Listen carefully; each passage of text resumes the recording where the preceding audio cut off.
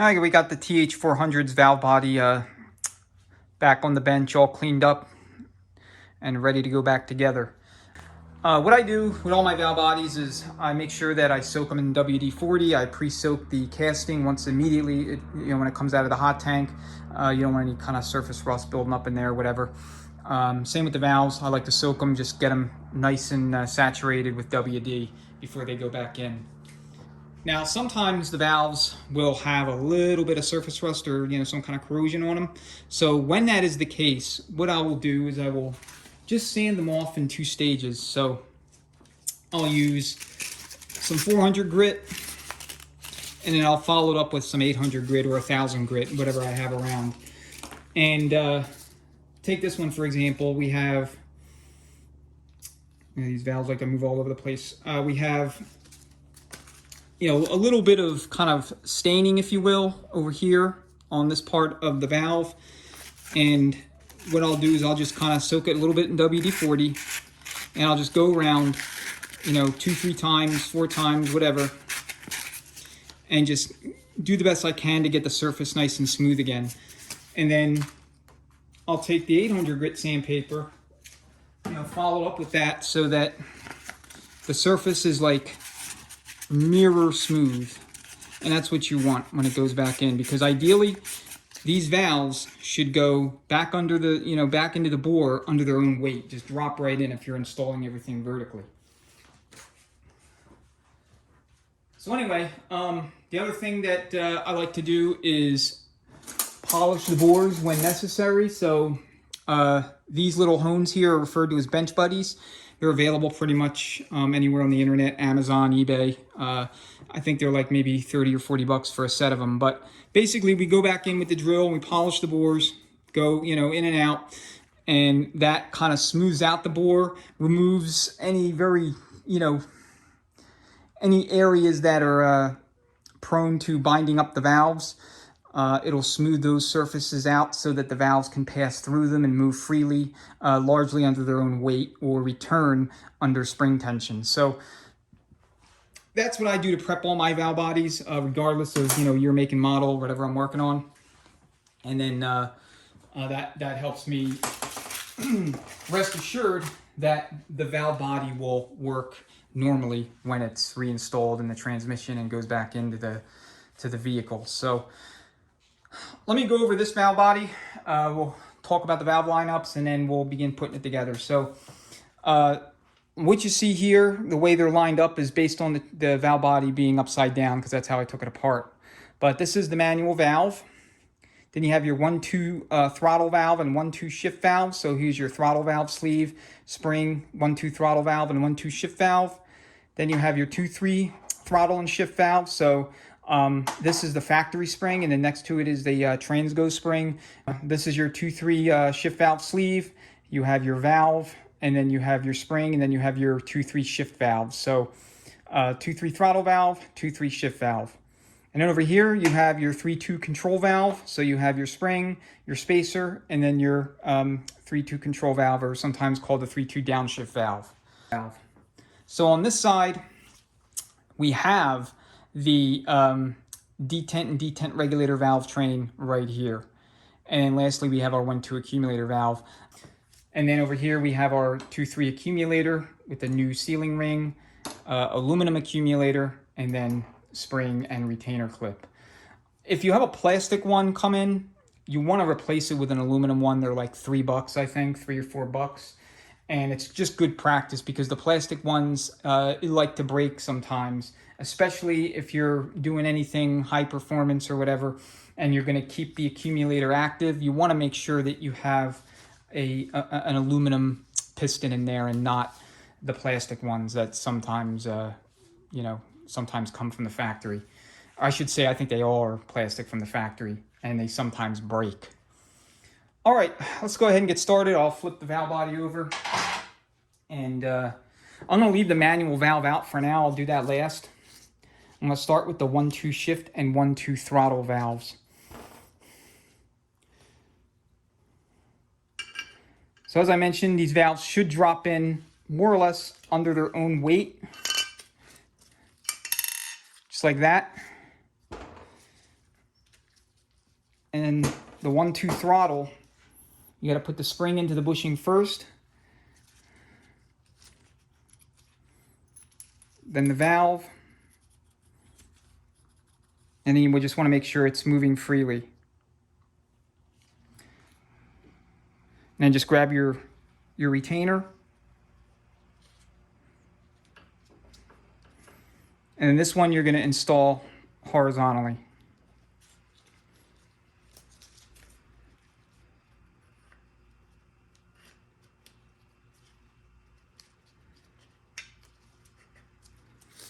Flip it over.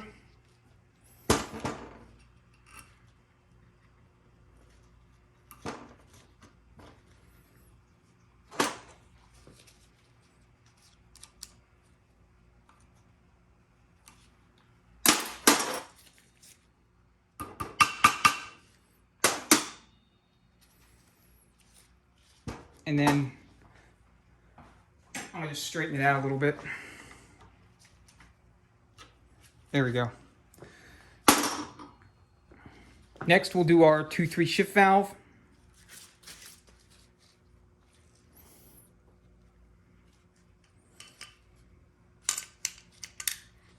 Drops under its own weight. Followed up with the spring. And same kind of deal as the 1-2. You want to get your spring ready. And we're going to use the one from the shift kit. You stick it in the valve and then go ahead and put it in. Now, you're going to have to hold the spring down or in while we stick the roll pin, because that's what retains it.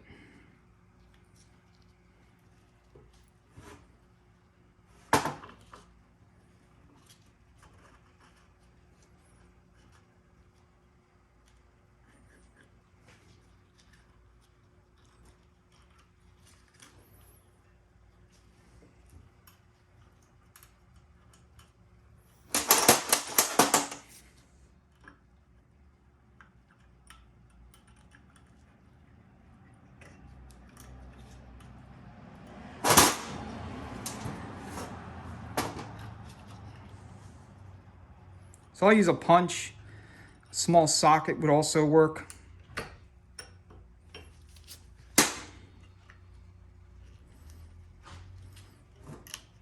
And you just want to guide it in place. I'm going to have to use a screwdriver because otherwise this will get caught up in my glove.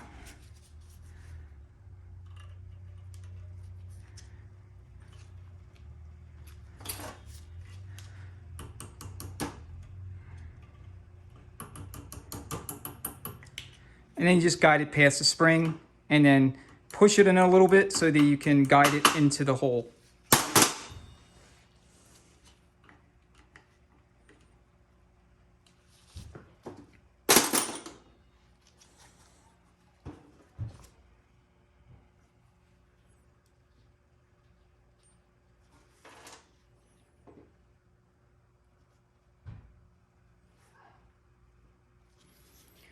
All right, then next you have your 2-3 control valve, or excuse me, your 3-2 control valve.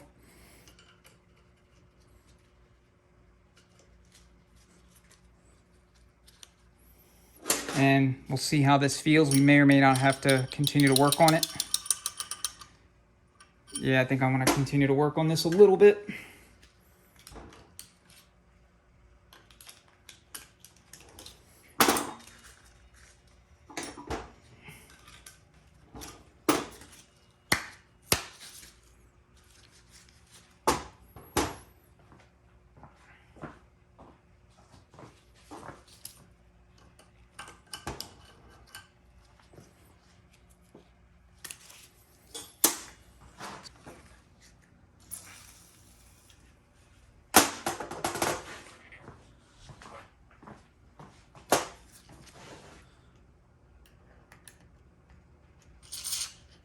It's getting hung up right at the very end.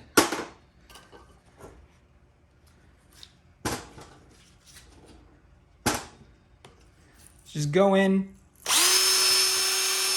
back and forth.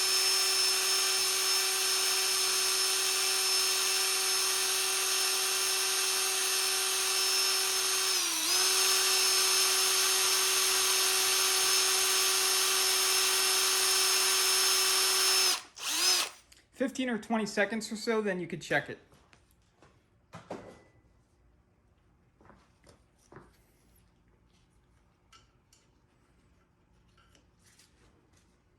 Okay, that dropped right in.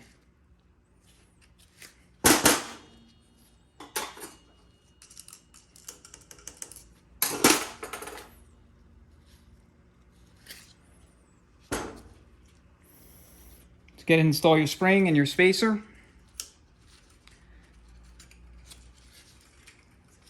And then the little plug faces out.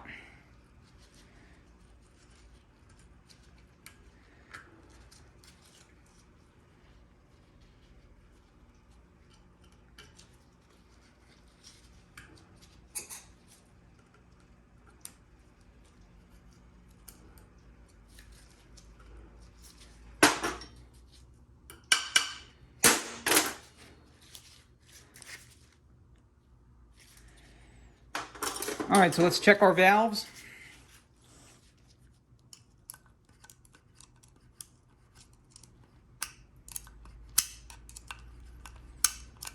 Okay, this one is moving freely. It was a little bit hung up for a minute, but I mean, we're pushing it all the way in, and it's coming all the way back. Okay, next one is going to be 2-3.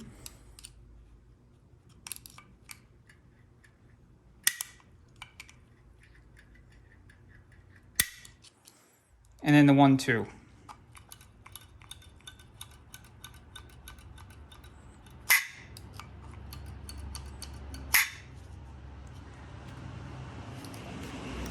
All right, so those seem to be working well.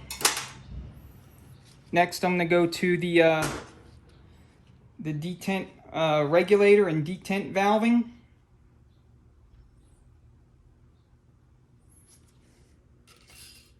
Drop in your spring and your spacer, and your valves.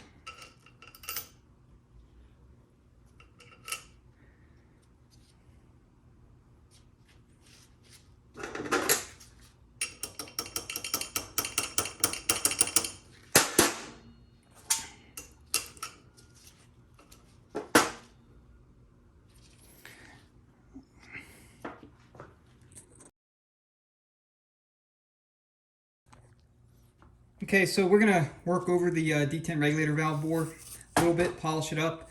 The valve was sticking a little bit at that first land, so want to make sure that it drops in freely.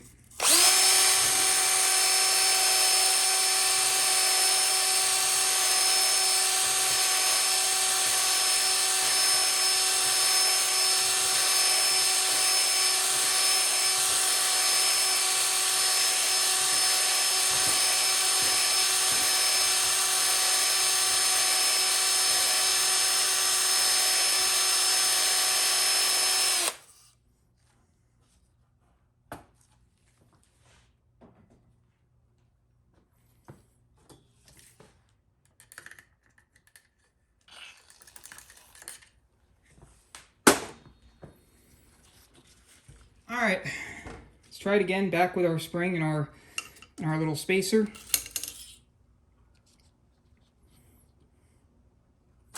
Then our valve.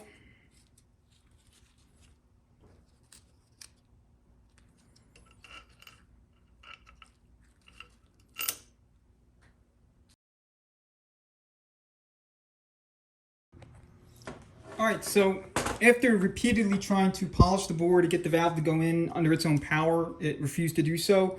After shining a flashlight down in the bore, I saw that there was a little bit of piece of casting, I guess, or an imperfection, out of round type condition in that bore. So I know this is going to be very, very difficult to see on camera, but essentially the valve was getting stuck or caught on that imperfection. So what I did is I took a 3/8 drill bit rather.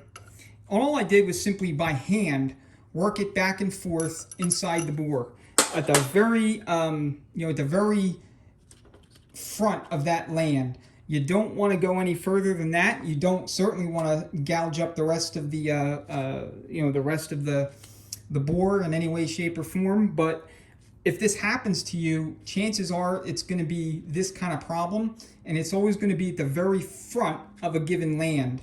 So in this case, I just moved it around, soaked it with WD-40, moved it around in there a little bit, and then repeatedly kind of went back and forth with the valve without the spring in, just to see if I can get it to go in. And after about 5 or 6 times going around with it, maybe like 10 seconds or so each time, the valve dropped in. And again, I scrutinized the rest of the bore just to make doubly sure that I did not harm any other any other parts of the surfaces in there. So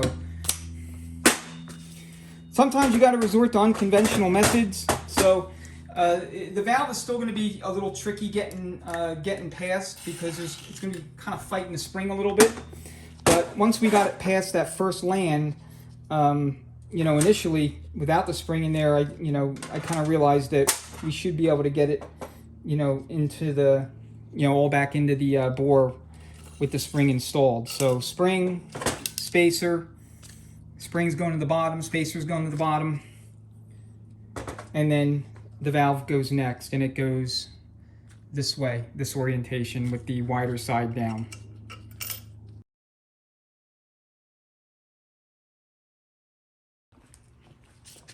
All right, so I kind of got tired of fighting the spring that's in there. So what I did is I rigged up this little kind of improvised spring retainer, and what I'm trying to do here is kind of hold it out. Normally it's going to come to a rest right in this land, right below where this valve has to seat. So in order for me to get the valve past this land that's been giving me trouble, I put this little retainer in here. What this is, it's actually the cover for a small razor blade. And I got the spring to kind of go seat all the way back into the bore by working it in with those 2 screwdrivers over there, those 2 flatheads. So I'm now going to seat this valve into that land, and then once it's seated and then I can get the other valve started, I'll go ahead and remove the little spring stop that I've put in there, and then hopefully that will allow me to get this valve train back in the bore so I can move on.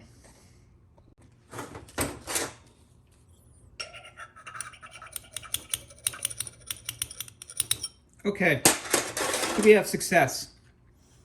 So the valve's back in its location. I'm going to go ahead and I'm going to start the other valve.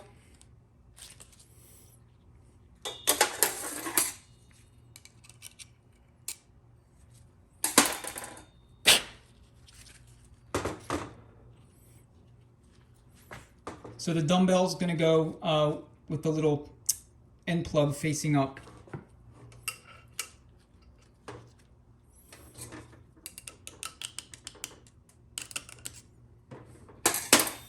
And then last, we're going to install our plug, and the plug has the hole facing out.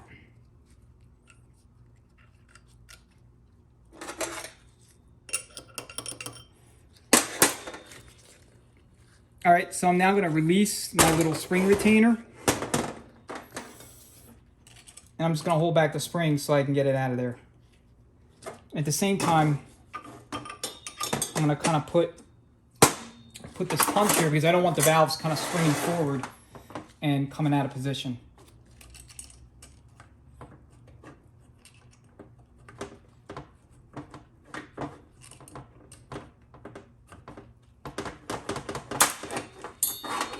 Okay.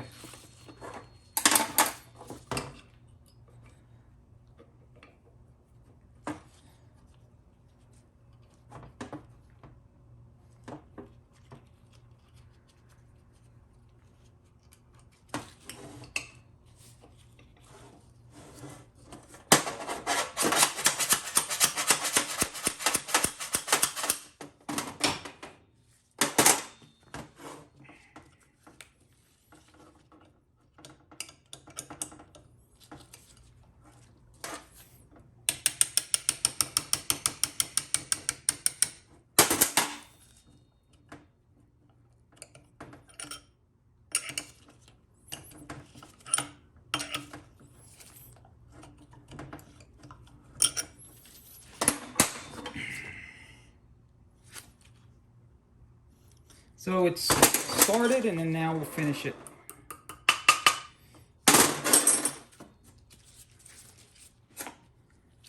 You just want to check it.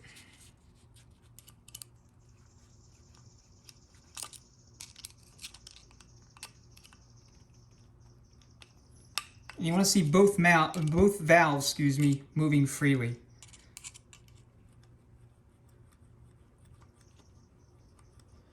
And that's what we're seeing. Nothing's binding up, nothing's catching. Okay, the last valve we have to install is the 1-2 accumulator valve. This lineup for this particular valve body out of this transmission is like this, but there are some models where it looks reversed like so, and then there's a few other different variations of this depending upon what year, make, and model vehicle that the transmission came out of. So your lineup may be the same as this and may be different. Just something to be aware of if you're not already.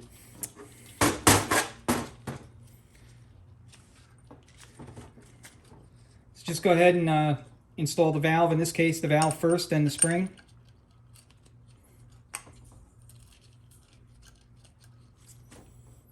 And then you're going to top it off at the end cap, and the little hole faces out.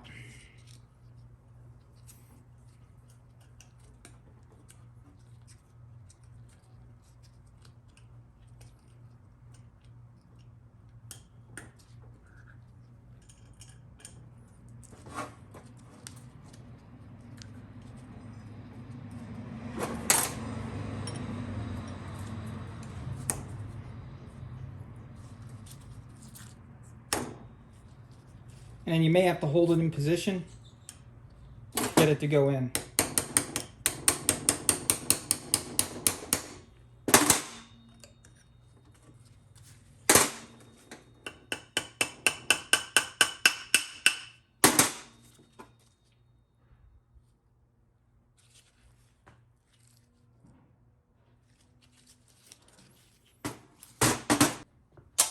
Put back in your manual valve. And again, as mentioned yesterday, you want the location where the rooster comb's actuator arm is going to be positioned. You want that facing out relative to the casting mark on the underside of the valve body. So when it goes back on, it's going to go back on like this.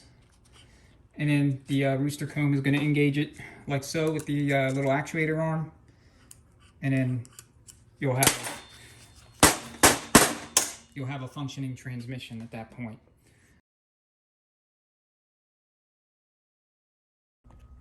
All right, so I have the valve body set up in the press. That C-clamp routine was not going to work out, so press makes things a lot easier, and I have a lot more control, over the spring, and more importantly, the sealing ring. I want to make sure that that's not going to get hung up as we're pressing the piston down into the board.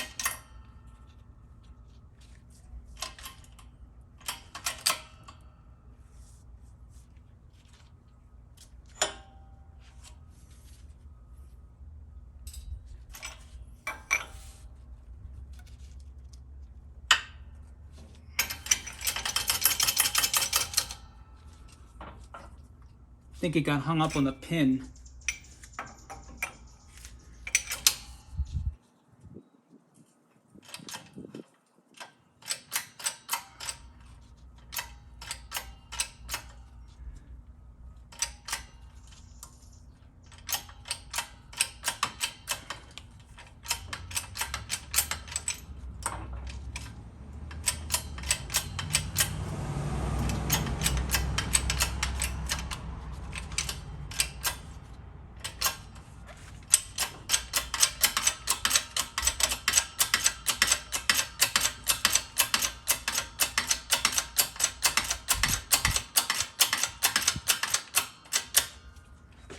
So just seat it all the way until you expose the snap ring groove.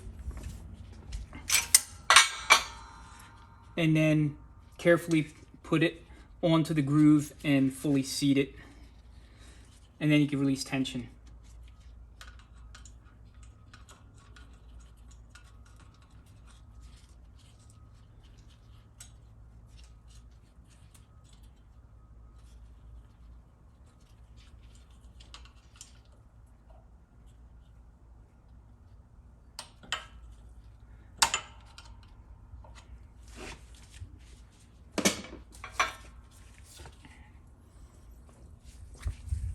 Just double check it.